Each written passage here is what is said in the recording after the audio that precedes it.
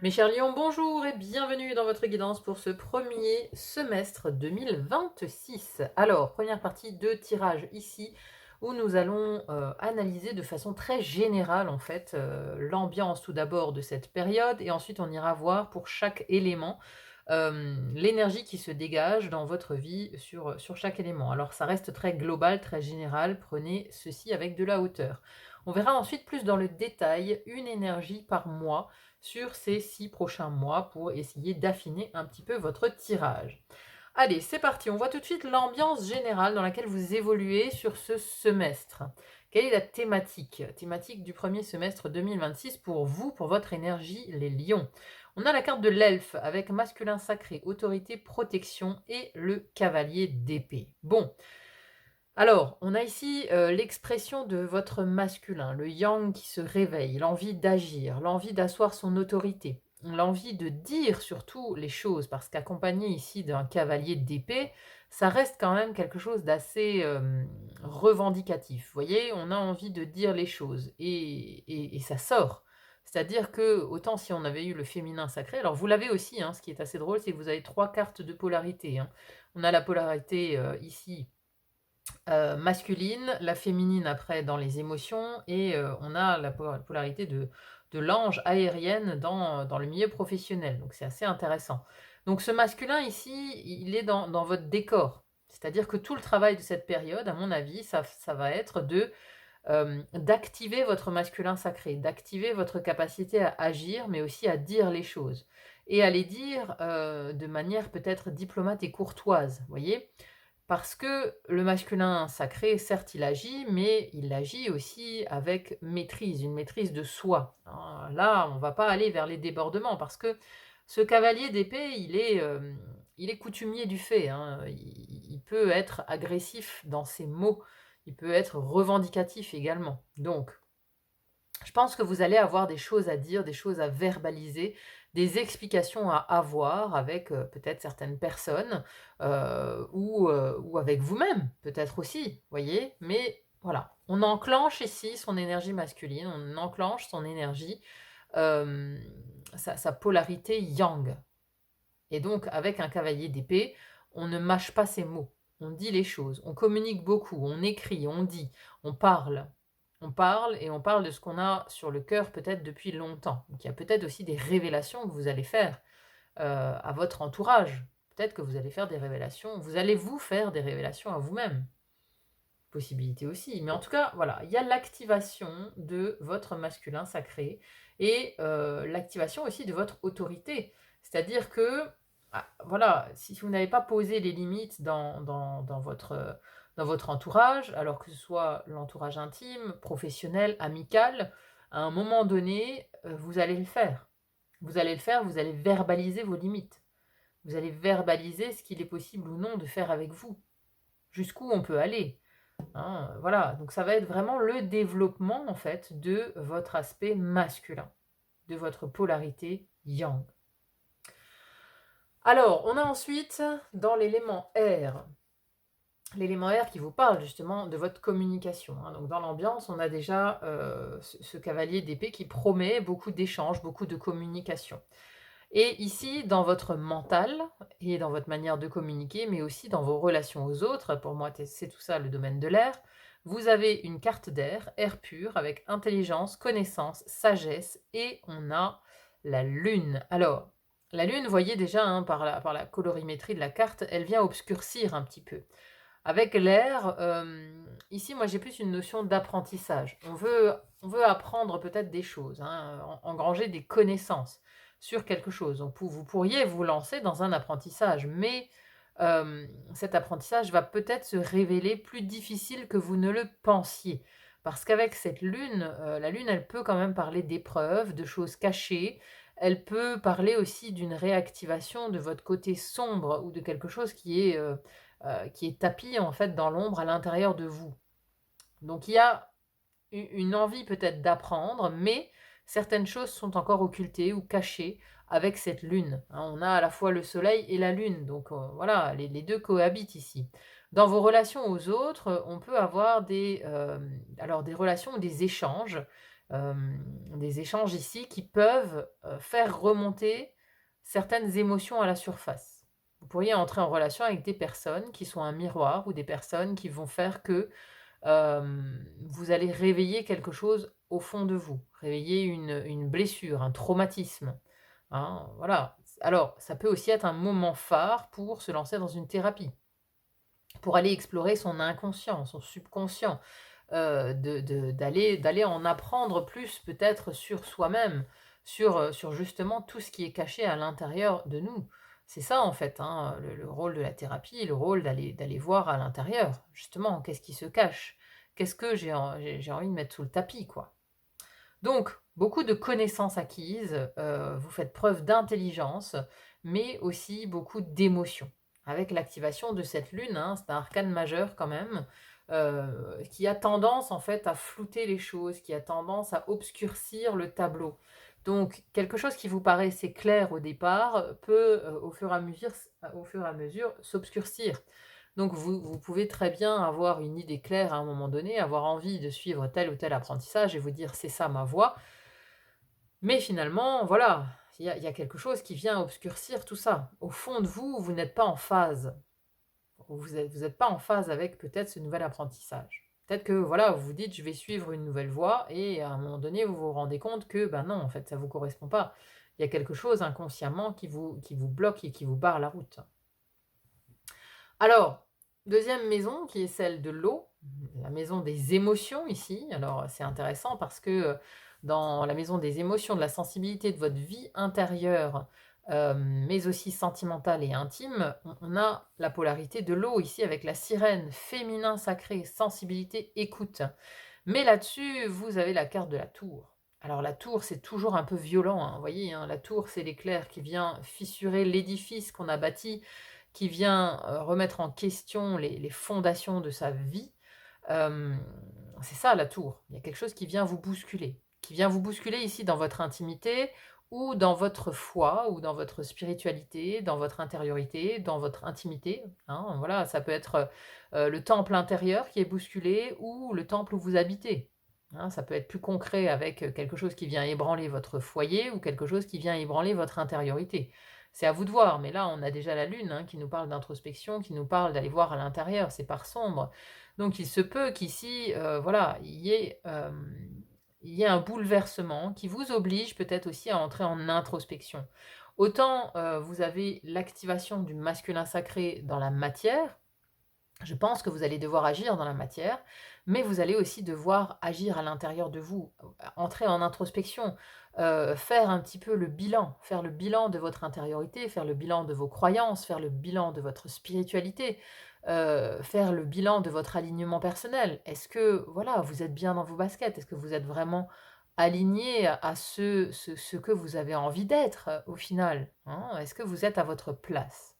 Il y a quelque chose, il y a un événement, quelque chose qui vient vous bouleverser en tout cas et qui vous oblige en fait à vous intérioriser, qui vous oblige à aller regarder à l'intérieur de vous, hem et à activer ce féminin sacré, à être à la fois à l'écoute aussi, à l'écoute de vous-même, mais aussi à l'écoute de vos proches, de vos intimes, de ceux qui vivent avec vous. Parce que voilà, c'est quelque chose qui peut vous ébranler vous, mais c'est aussi quelque chose qui peut ébranler tout votre foyer ici. Hein, donc il y a l'activation ici de ce féminin sacré, de ce moment où on va en introspection, où on regarde un petit peu à l'intérieur de nous, où on est à l'écoute, où on reste bienveillant malgré le chaos, hein, voilà, on reste à l'écoute des siens, on reste à l'écoute de ses proches et on essaye de garder son calme. Même si voilà, c'est comme s'il y a quelque chose qui venait vous ébranler, mais vous ne le montrez pas parce que vous activez votre féminin sacré et votre sensibilité personnelle. Hein, c'est votre mère intérieure qui quelque part prend le dessus, quoi. Qui prend le dessus et qui essaye de rester dans la compassion, de rester zen, de rester dans l'écoute, hem, de rester dans le fait de prendre soin, hein. Donc bon, là, c'est quand même 2 cartes assez complexes, hein. On a la lune et la tour, donc quelque chose qui vient vous ébranler au niveau émotionnel, au niveau de l'intimité et au niveau du mental, on a la lune, hein, qui obscurcit un petit peu tout ça, qui rend flou, qui vous empêche peut-être d'y voir clair. Mais après, vous êtes quand même soutenu quelque part par votre astre qui est le soleil, votre élément qui est le feu. Parce que dans cette maison du feu ici, on a quand même 2 belles cartes qui parlent un petit peu d'elles-mêmes aussi. On a une carte de feu dans la maison du feu et on a la carte du monde. Le monde, c'est quand même, l'aboutissement, la réussite, la gloire. Donc on a ici, dans le domaine du feu, qui nous parle de la créativité, du désir, de votre énergie aussi, de votre vitalité, de ce feu intérieur. Heu, donc l'énergie, la vitalité, votre rayonnement extérieur, comment on vous voit de l'extérieur, mais aussi vos projets, votre vision de l'avenir, et votre désir, ce que vous désirez le plus ici. Ce que vous désirez le plus, c'est vous élever spirituellement, à aller toucher du doigt le divin, hein. Ici, c'est, enfiler vos ailes et vous élever et prendre de la hauteur. C'est ça que vous voulez, en fait, hein. Avec le monde, alors il y a peut-être aussi, l'envie de partir. Vous voyez? L'envie de voyager, l'envie de déménager, l'envie de parcourir le monde, hein. Parce qu'après on a aussi dans la vie terrestre, dans l'élémentaire, dans votre quotidien, on a ce roi de coupe et à l'intérieur de ce roi de coupe, il y a un bateau, un moyen de transport. Donc on a peut-être envie aussi, dans son désir profond, on a envie de quitter l'endroit où on vit, hein, vous voyez, hein, on a quand même cette tour, hein, qui est ébranlée. Ça peut être la maison qui est ébranlée ici et qui vous oblige en fait à quitter votre habitat. Pour X ou Y raison, hein, vous voulez peut-être, vous désirez peut-être, parcourir le monde ou quitter en tout cas votre maison. Ça peut être ça pour certains. Pour d'autres, ça nous parle quand même d'un accomplissement, mais d'un accomplissement personnel qui va passer par un travail spirituel. Parce que, qui va nécessiter en fait une élévation spirituelle, qui va nécessiter de se connecter à votre part divine, hein. On a l'expression du masculin et du féminin divin ici, hein, du masculin et du féminin sacré. Il y a ces 2 polarités dans votre tirage. L'alliance des 2 va vous permettre en fait de vous élever spirituellement, va vous permettre d'explorer, une unité à l'intérieur de vous. Vous voyez, on n'est plus dissonant. C'est ni le masculin ni le féminin qui l'emporte. On comprend la nécessité d'allier les 2 polarités. On comprend qu'on avait peut-être des carences en l'une ou en l'autre, qu'on était soit trop yin, soit trop yang. Donc là, pour moi, le monde, c'est quelque chose qui réunit, qui unifie. Et donc dans votre énergie, on a une unification du masculin et du féminin sacré.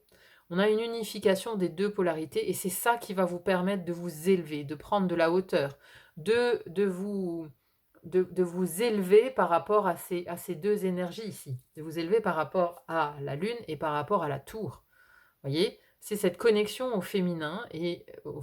divin, pardon, et l'alliance du féminin et du masculin sacré.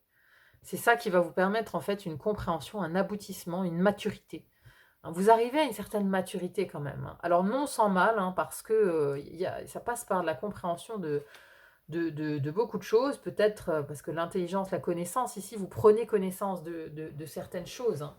Hein, donc il y a peut-être des écrits ici, des discussions qui vont vous apporter beaucoup de connaissances et quand on ouvre le livre, bon, bah, parfois on peut tomber de sa chaise parce que, acquérir une certaine connaissance et bien ça fait, ça peut bousculer. Ça peut bousculer parce qu'on s'était construit, des certitudes, des croyances, et là ça fait tout remettre en question et donc voilà, il y a la nécessité ici, quand on voit l'édifice, se fissurer, s'ébranler, il y a une nécessité d'essayer de rester, ancré, de rester droit et de rester, dans l'alignement de soi-même, quoi et de faire appel au divin, de faire appel au divin en soi et c'est ça qui est demandé également sur le plan, physique et matériel. Alors dans cet élémentaire, l'élémentaire nous parle des finances, des possessions, mais aussi du corps physique. Hein, de tout ce qui va être matière. Donc la matière, l'argent, mais aussi la matière, le corps physique et la vie professionnelle, le travail, le quotidien. Et là, on a la carte de l'ange avec ancêtre, sagesse, enseignant. Donc ici, on vous demande encore une fois de vous connecter à votre plus haut, à votre être, spirituel qui est à l'intérieur de vous ou alors, également de vous connecter peut-être à un ancêtre ou à une certaine sagesse. Un enseignant, un guide aussi, hein. Il y a quelqu'un qui peut vous guider là dans les méandres du matériel, hein, dans les méandres du matériel. Donc soit vous avez un guide pour votre vie professionnelle, soit on vous demande de faire preuve de sagesse. Cette sagesse, elle peut aussi consister à partir, hein, parce qu'on a ce bateau quand même, hein. Certes, c'est le roi de coupe, mais j'ai quand même un déplacement ici, hein. J'ai quand même l'idée peut-être d'un déplacement, d'un voyage, de quitter quelque chose pour autre chose, hein, d'avoir cette maturité, d'avoir, d'avoir l'idée en fait de, cette sagesse de quitter, le bateau qui coule quoi, hein et pour certains, voilà, vous allez peut-être être confrontés à ça. Vous allez peut-être être confrontés à, dans votre travail, à un bateau qui coule et vous allez être forcés et obligés en fait de prendre de la hauteur et de vous extirper en fait d'une situation difficile. Mais il faudra faire preuve de sagesse, de maturité, et encore une fois, de hauteur, élévation spirituelle, vous voyez? Élévation spirituelle. Ce roi de coupe, ça peut aussi être quelqu'un. Ça peut être quelqu'un, de présent dans votre vie professionnelle ou dans le cadre de la santé, dans le cadre des finances. Ça peut être un homme ici, un homme bon, un homme qui fait preuve de douceur et de compassion à votre égard. À moins que ce soit donc votre énergie, hein. Donc le roi de coupe, il est, bien sûr connecté à son cœur, il est connecté à ses émotions, il les maîtrise. Il ne se fait pas avoir justement par les émotions, hein. Il sait même en cas de tempête, garder le cap, garder son bateau à flot et ne pas couler, hein. Donc là, on a la maîtrise et la sagesse dans ce domaine financier, dans ce domaine, du travail également, hein. Donc bon, voyez comment ça résonne. Mais encore une fois, j'ai l'impression que c'est quand même très spirituel, votre début d'année 2026, et qu'on vous amène en fait à explorer de nouvelles ressources et notamment des ressources intérieures, des ressources spirituelles, des connexions au divin, des choses de ce type-là. Donc, voyez comment ça vous parle, hein. Mais, il y a une réconciliation des polarités aussi, en vous-même, masculin et féminin. Bon, c'est intense, hein, vous avez quand même 3 arcanes majeures, hein. On va voir mois par mois à présent, si ça va dans le même sens que cette première partie de tirage. On commence tout de suite par le mois de janvier. Un as d'épée ici. Alors, as d'épée, hein, qui résonne bien avec ce cavalier d'épée, puisque c'est l'activation de l'intellect, de la raison et de la parole, cet as d'épée. Donc il y a quelque chose qui commence. Sur le mois de janvier, vous allez peut-être commencer à vous exprimer. Vous allez commencer un apprentissage aussi, hein, ou alors vous allez revenir à la raison par rapport à quelque chose. L'as d'épée, c'est la raison. C'est revenir à la raison, c'est y voir clair, être lucide, à faire preuve de lucidité, de maturité. C'est peut-être aussi avoir un éclair de génie, avoir de nouvelles idées, prendre des décisions aussi, hein. Voilà, il y a peut-être une décision ici, vous avez peut-être besoin de trancher, de prendre une décision pour avancer dans la vie. Donc ça commence fort, hein, ça commence fort avec l'idée d'un nouveau départ quand même sur 2026, hein. Donc c'est une envie de nouveau départ, une envie de changement, une envie de commencer un nouveau cycle. Au mois de février, on a encore une idée de commencement avec un valet de pentacle. Le valet de pentacle, c'est l'étudiant par excellence, mais c'est l'étudiant qui commence à mettre les mains dans le cambouis. C'est-à-dire il va tester, il va commencer quelque chose, commencer un apprentissage, mais un apprentissage concret. Il va manipuler, il va passer dans la matière. Vous voyez, hein, donc vous avez peut-être l'envie ici de débuter un apprentissage, et puis au mois de février, bon, bah, vous commencez à pratiquer, commencez une nouvelle pratique. Commencer une nouvelle pratique et c'est la carte du débutant. Donc on reste tout de même, débutant dans sa pratique, mais elle commence à devenir concrète. Au mois de mars, bon, au mois de mars, il y a un arrêt. Alors un arrêt forcé ou non, mais le pendu ici nous parle de pause, nous parle parfois aussi de sacrifice, de sacrifier quelque chose, nous parle d'être pieds et poings liés, de plus être capable d'agir, hein. Donc ça, c'est vraiment une pause, hein. Une pause qui va vous être imposée ou alors que vous vous imposez à vous-même parce que vous avez besoin de repos. Vous avez besoin de repos et vous avez peut-être aussi besoin de voir la situation sous un angle différent parce que le pendu sait aussi ce qu'il fait. Alors, vous voyez d'ailleurs, hein, sa tête, elle est auréolée de lumière parce que en se mettant dans cette position, il accède à une autre vision. Et donc non seulement en se mettant dans cette position, mais aussi en arrêtant d'agir. En arrêtant d'agir, ça lui permet vraiment, d'accéder à ce qui est à l'intérieur de lui. Autre chose, le pendu est l'arcane majeure, la plus généalogique. Donc il peut y avoir un événement en lien avec votre famille, votre généalogie, vos racines, ici sur le mois de mars.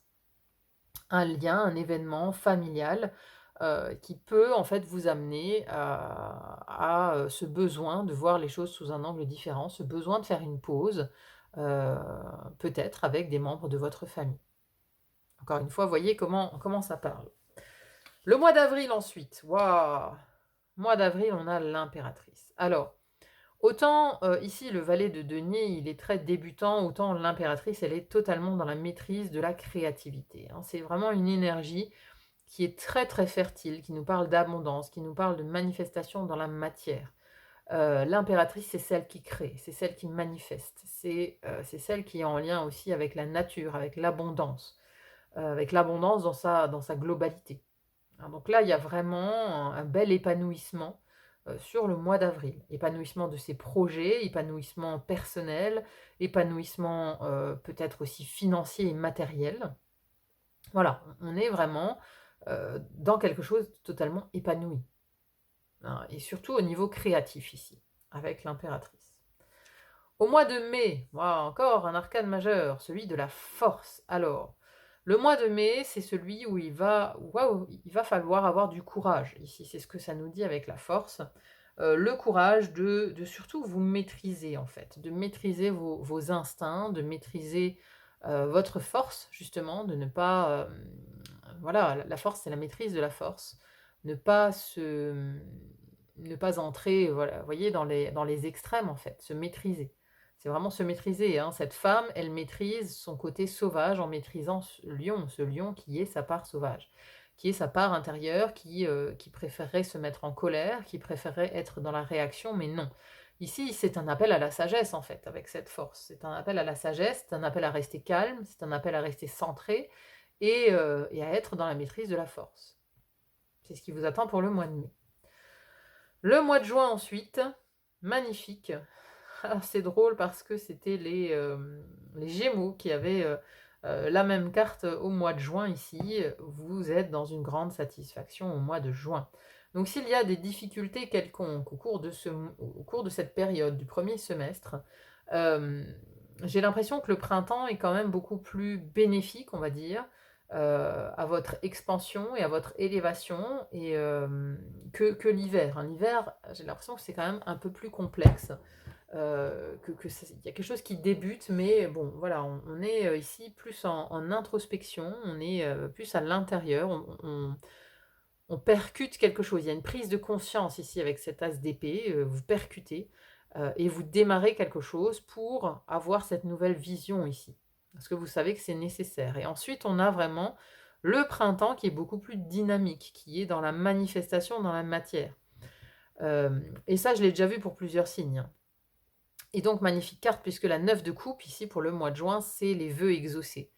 Votre vœu est exaucé, vous êtes dans le contentement, vous êtes vraiment épanoui ici, sur ce mois de juin, en fait, hein. Donc ça se termine vraiment très, très bien, sur ce deuxième semestre 2026. Bon, donc il y aura besoin vraiment d'allier les polarités, hein. Effectivement, il y a quelque chose, sans doute pendant cette pause, notamment au mois de mars, il y a une prise de conscience à avoir, une intériorisation et une introspection à faire par rapport à quelque chose qui vient vous déstabiliser, mais ensuite on a une nouvelle dynamique vraiment qui se présente au printemps. Une nouvelle dynamique qui se présente et une satisfaction personnelle, un vœu exaucé sur le mois de juin. Voilà, mes chers amis Lions. J'espère vraiment que ce tirage vous aura parlé, hein, qui vous aura amené des clés de compréhension sur votre chemin. N'hésitez pas à me dire en commentaire, bien sûr, comment ça résonne dans vos vies, si ça vous parle ou si ça ne vous parle pas, hein. Vous pouvez me le mettre en commentaire. Merci pour vos likes, merci à tous ceux qui mettent un petit pouce en l'air parce que moi, ça m'aide vraiment beaucoup à me déployer sur YouTube. Donc merci à tous ceux qui le feront. Merci également pour vos abonnements et votre présence, tout simplement, sur le fil d'Ariane. Il n'y a plus qu'à vous souhaiter un très bon premier semestre 2026 et à vous dire à très vite pour une autre guidance. À bientôt, bye bye.